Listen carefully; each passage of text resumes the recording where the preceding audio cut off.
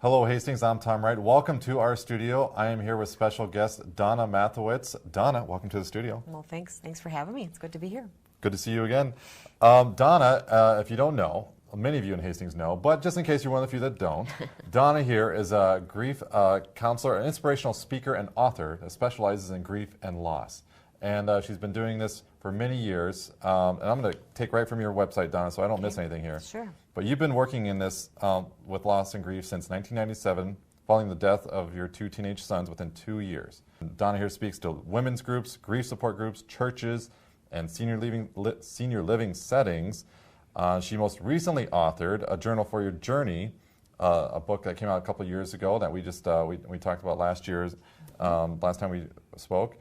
And she's a Hastings resident. She's one of us. She lives in Hastings with her husband, Dick. But this time, why do we have Donna here? Well, we have a special event coming up. This thing right here, Conversations with Kelly. Grief doesn't take a summer vacation. And Donna is a special guest with this event. So Donna, tell us, first of all, what is this about? Well, Conversations with Kelly. Kelly Crossclogs is the woman who penned that name, Conversation with Kelly.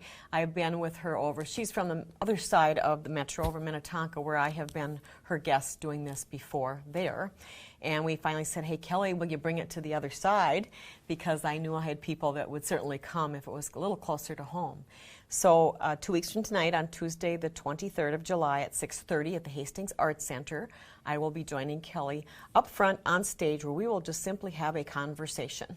Oh, wow. And she comes from an amazing background of personal loss herself. When Kelly was 11, her own mother dropped over a massive heart attack in the grocery store with Kelly right there with her. And it kind of drove her in the years to come to choose to be there to support others in grief. And so she became an oncology psychotherapist. And I'll tell people that's a big title, but Kelly's got even a bigger heart for people. So it's really more about what she has learned. And so she has actually sat at the bedside of hundreds of people as they go through their battle with cancer and other life-ending diseases, actually. Wow. So she comes with great knowledge of what she has gleaned. She has learned so much from these people as they just open their hearts to her. And you know how we hear people say, anyone on their deathbed, rarely would they say, I wish I had worked more hours, I wish I had a fancier car or a bigger house. And that's not what she's been hearing at all either. So I think people coming to attend this will find it's just life-affirming, and it kind of helps us center ourselves again. And Kelly talks about leaving space for people, holding a space for people, because meaning step back and let people be where they are and just walk alongside them and not rush people. And so it works well into what I know of grief and loss as well, and all the years I've been walking alongside other people as well through their journey, you know, after the death has occurred. And so we're a great pair. We bounce really well off each other, and it's about an hour long, and we just have a wonderful conversation, and we take questions at the end. But the feedback I've had from the one I've done in Minnetonka, I have people that are coming to this one because they heard about that. They were at that one. They want more. And so, yeah, we did title it Grief Doesn't Take a Summer Vacation, appropriately so for this time of year. But it's I'm excited to do it. I think people will be blessed by it, really. I encourage people not to think that, well, it's not for me because I'm not grieving a loss. But I think if we dig just a little bit into our own hearts, everybody's grieving something. And it doesn't necessarily always have to be death. It could be the loss of independence. It could be a diagnosis you've received. It could be a shattered dream, a dream that just isn't going to happen for you as you thought it might. All those kinds of divorce, all those things, you know, cause us to grieve a loss. So I think it would be beneficial to anyone to attend. Well, yeah, it sounds like quite a range of situations that you guys are going to be addressing here. Tell us, I have to ask, is something specifically tied to like the summertime of year? Is there anything with that, or is it more grief in general? Yeah, I think it's just grief in general. Okay. We just thought, you know, they're really, when you're grieving a significant loss, you don't really get a break. You know, you don't get a long respite from it. You get little snips of it here and there, but you know, that there really isn't a vacation when you're deep in the depths of grief and loss. What sort of feedback have you heard from those that have attended in the past? What sort of comments do you hear? Well, they were surprised, I think, of all the things that were talked about. And I'm very, I become real transparent and vulnerable in groups because I want people to understand that even though I sit here now, 27 years later since Tim's death, never, no one would know that I've been through what I've been through. Mm-hmm. But I want to take myself back to that time of life because that's the best way I relate to those who are just beginning to walk their own journey. And so I share some stories, and people appreciated. And I think I'll share this one. I'll probably share it on Tuesday night too. But the things that we hang on to after the death of someone so close to us, like my child. So. You remember the Hershey, well, we still get them, the plastic Hershey bottles with the pull-up top on them? Sure. Okay. So we had that when Tim was around, and he would always take his teeth and he'd open it with his teeth. And what does a mother say? We say, don't do that to your teeth. Right. He never listened. But anyway, so after Tim died, yeah, really, that's silly. But after he died, the Hershey bottle was still in the refrigerator. And people are surprised when I say that 27 years later we still have that Hershey bottle because it has his teeth marks in it. Now we don't have the same syrup in it, so that's good. But when we need more syrup, I clean it out, I wash it out, and I buy a can of syrup and I dump the syrup into the bottle, and we continue to use it. The label's all crinkled from being wet and washed, and so I think it's things like that and what it says to someone who's grieving, it says. I guess I'm okay then. What I want to do is assure people that almost anything you're doing during this really difficult time, it's okay. Because people are afraid to say those things, to say, is it okay? And then we get questions like, when do I clean out the closet? Or is it okay if it's been a year? Or I've got somebody telling me they want to come over because it's time to get rid of all that stuff. And we say, it's time when you say it's time. And if it's not now, that's okay. Right. Letting people be where they are, and whether that's in an illness, and walking alongside someone whose life is most likely going to be shorter than anybody wanted it to be.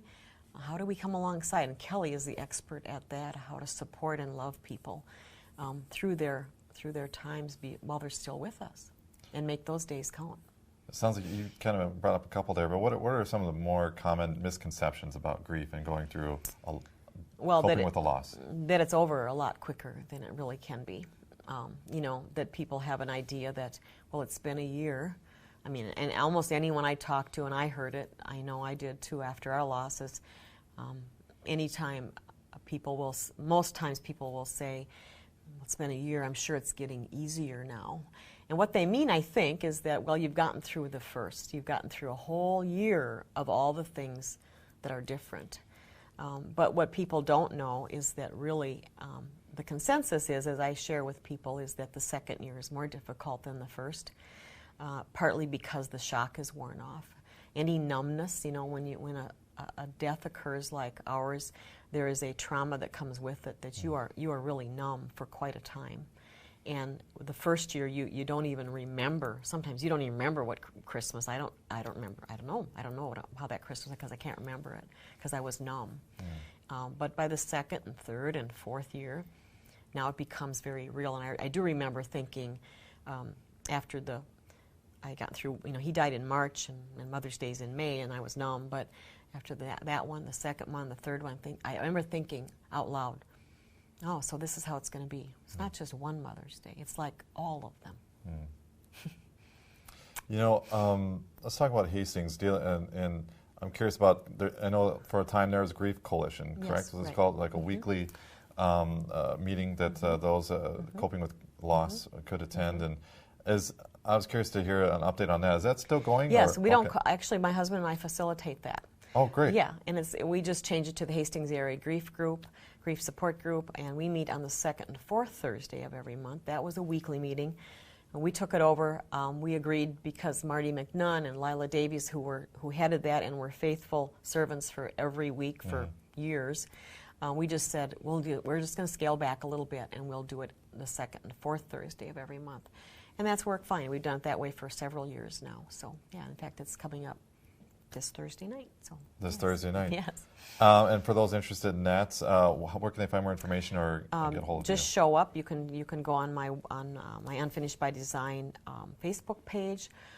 You can just show up at the Senior Center at 6 o'clock on those evenings, and we go from 6 to 7:30. First half hour, 40 minutes, is either a speaker or we show a video pertaining to some aspect of grief, and then we have time for small group discussion. Great. Let's bring it back to the event Yes. coming up here on July 23rd. And for those interested in that event, I understand it's a $25 admission. Is that something they pay online or? Yes. Okay. If they could just go to either CWK Conversations with Kelly, they could go to Unfinished by Design. That's my Facebook page, or my personal page as well. I'm splashing it on both of them, of course. And that'll take you to a link, and that will take you to Eventbrite. And you can register through Eventbrite. Great, Yes. great. Well, Donna, thank you so much for coming in and sharing this. I hope it can help bring a few more people there Yes. and tie them with this and help them cope with their Yes. loss. Yes. I might suggest, if you know someone where this sounds like it would be applicable, do them a favor and call and say, hey, I've heard about this thing, why don't we go together? Because some people, if they're in the throes of, really serious grief issues, they're a little bit tentative, like, I don't know, what if I cry? And it's like, yeah, well, we'll have Kleenex everywhere, so that's okay. But sometimes people ask, what can I do? And I say, even like you mentioned, our grief support group, come along as a friend.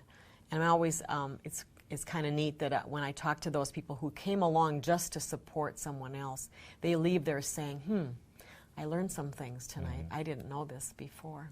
Well, Yeah. well, there you go. Right. Some great resources right here in town in Hastings for those coping with the loss. I'm again with Donna Mathewitz, guest speaker coming up for this event, Grief Doesn't Take a Summer Vacation, Tuesday, July 23rd, 6:30 at the Hastings Arts Center. And again, you can get more information and tickets online, Facebook page for this event, and we'll put the link right up there for you. And yeah, thank you again for coming in, Donna. Thanks so much, Tom. Good to see you. And thank you for joining us. We'll see you next time.